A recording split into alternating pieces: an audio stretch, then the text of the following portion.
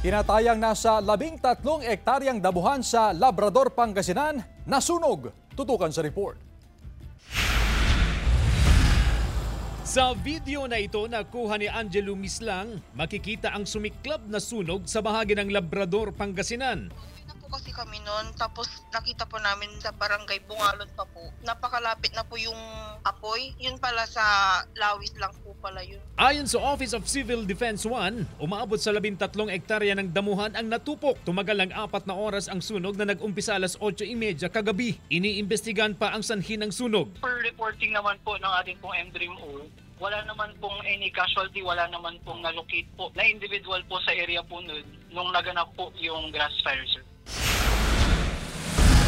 Sumiklab din ang isa pang grass fire sa barangay Katbangen sa San Fernando City, La Union kagabi. Sa kuhang video ni Kian Bengson, makikita kung gaano kalaki ang sunog. Pagkakatanda ko po, mga bandang alas 6 po, meron na pong parang maliit na apoy po. Hanggang kumabi pa or tumagal po, lalo pong kumalat yung apoy, sir. Ayon sa OCD1, umabot sa 3 ektarya ng damuhan ang natupok. Wala namang nadamay na anumang istruktura sa insidente. Iniimbestigahan pa ang sanhi nito. Paalala ng OCD1 sa publiko, laging mag-ingat at maging responsable upang makaiwas sa insidente ng sunog, lalo na ngayong tag-init. Kasama si Henry Duminsil, CJ Torida, One North, Central Luzon.